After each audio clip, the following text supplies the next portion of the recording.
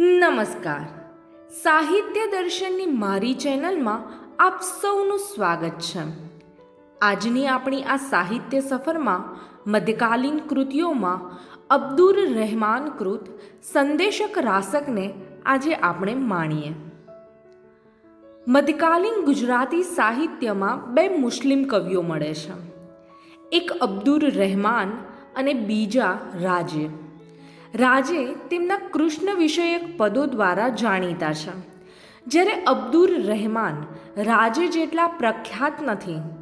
સંદેશક રાસકમાં તેમનો નામોલ્લેખ કરતી પંક્તિઓ ન હોત તો તે કોણ છે તે પણ જાણી શકાયું ન હોત. વિરહાંકે તેમના વૃત્ત જાતિ સમુચ્ચયમાં રાસકની વ્યાખ્યા આપી છે. તેને વફાદાર રહીને અબ્દુર રહેમાને કાવ્ય ગુણોથી સભર દૂત કાવ્ય સંદેશક રાસકની રચના કરી છે. કવિએ પોતે જ પોતાની આ રચનાને રાસક કહી છે. કોઈને દૂત તરીકે સ્થાપી સંદેશો મોકલવાની મોટીફનો આપણે ત્યાં ખૂબ ઉપયોગ થયો છે. રામાયણ અને મહાભારતમાં યથાક્રમે રામે હનુમાન સાથે સીતાને અને યુધિષ્ઠિરે શ્રી કૃષ્ણ સાથે દુર્યોધનને સંદેશો મોકલ્યાની ઘટના જાણીતી છે. તો નળાખ્યાનમાં નળે હંસ દ્વારા દમયંતીને અને મેઘદૂતમાં યક્ષે મેઘ દ્વારા પત્નીને સંદેશો મોકલ્યાની વાત પણ એટલી જ પ્રચલિત છે. કૃતિનું કથાવસ્તુ. પ્રસ્તુત કાવ્યમાં વિરહિણી નાયિકા દૂર દેશાવરમાં વસેલા પોતાના પ્રિયતમને સંદેશો મોકલે છે અને એ રીતે આ કાવ્ય દૂત કાવ્ય બની રહે છે. નાયિકા વિજયનગરની છે.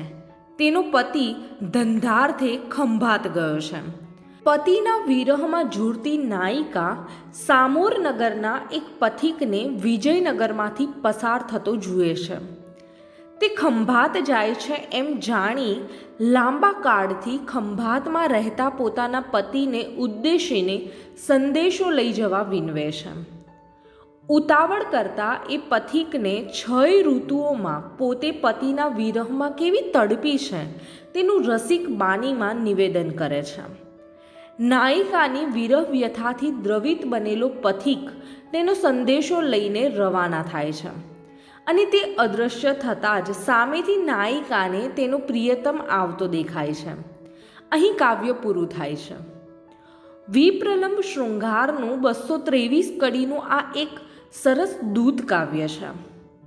વિરહિણી નાયિકાએ પથિક સમક્ષ કરેલું વિરહ વ્યથાનું નિરૂપણ અને એ વિશે 6 ઋતુઓના કરેલા વર્ણનો ખરેખર આહલાદક છે.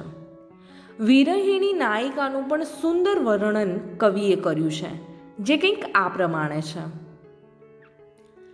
આંખો સૂજી ગઈ છે, દુઃખથી પીડાયેલી રડી રહી છે. ચોટલો છૂટ્ટો મૂકી દીધો છે, બગાસા ખાઈ રહી છે, અંગો મરડી રહી છે. વિરહાગ્નિથી તપ્ત તે લાંબા નિસાસા નાખી રહી છે, બાવડા તોડી રહી છે. આ પ્રમાણે મુગ્ધા વિલાપ કરતી હતી. કવિએ કરેલું સામોરનગરનું વર્ણન પણ કવિની વર્ણન શક્તિનું સરસ ઉદાહરણ બની રહે છે. આ રાસક કાવ્ય દૂત કાવ્ય હોવા ઉપરાંત ઋતુ કાવ્ય પણ છે. કવિએ આ બંને પ્રકાર એક સાથે સાંકળી લીધા છે. નાયિકાની વિરહ વ્યથા નિમિત્તે કવિએ 6 ઋતુનું વર્ણન કરવાની તક લીધી છે. દરેક ઋતુમાં નાયિકા પતિ વિરહથી કેવી વેદના અનુભવે છે તેનું વિપ્રલંબ શૃંગારથી યુક્ત ચિત્ર કવિએ આપ્યું છે. વસંત ઋતુનું વર્ણન કવિએ નાયિકાના મુખે આ રીતે આપ્યું છે.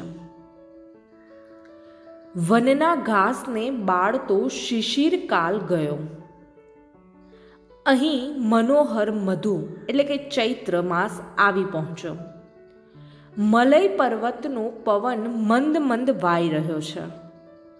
વિયોગી જનોને કામાગ્નિ જગાવી રહ્યો છે. મધ્યકાલીન ગુજરાતી સાહિત્યની રાસ રચનાઓનું વર્ગીકરણ કરતા શ્રી કેકા શાસ્ત્રીએ તેના 2 મુખ્ય પ્રકારો દર્શાવ્યા છે. એક છે ધાર્મિક કથાત્મક અને બીજું ચરિત કથાત્મક. ચરિત કથાત્મકમાં વળી 3 પેટા ભાગો પાડ્યા છે. એક લૌકિક, બીજું પૌરાણિક અને ત્રીજું ઐતિહાસિક. સંદેશક રાસકને ચરિત કથાત્મકના લૌકિક રાસક તરીકે ઓળખાવ્યો છે.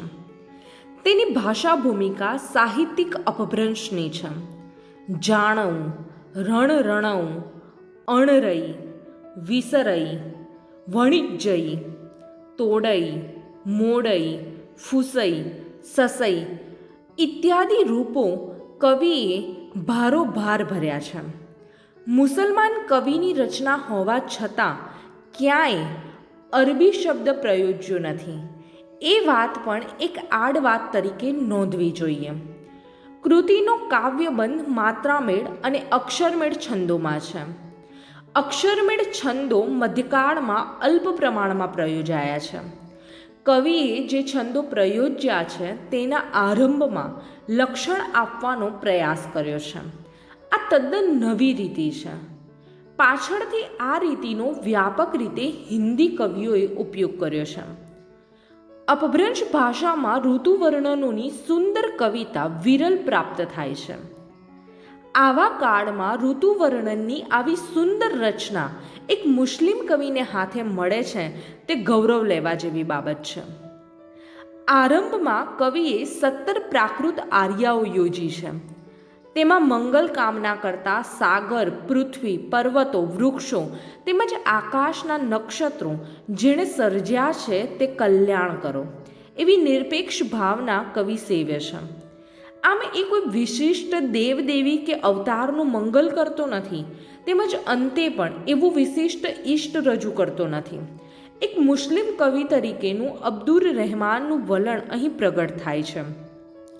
પ્રસ્તુત રચના અંગે પ્રોફેસર અનંતરાય રાવણનો અભિપ્રાય અહીં ટાંકવા જેવો છે. તેઓ કહે છે કે ધર્મના કશા વળગણ વિનાનું આવું રસિક દૂત કાવ્ય 500થી વધુ વર્ષો પૂર્વે એક મુસ્લિમ કવિ પાસેથી મળ્યું છે એ આપણા સાહિત્યને માટે એક નોંધપાત્ર વિરલ ઘટના છે.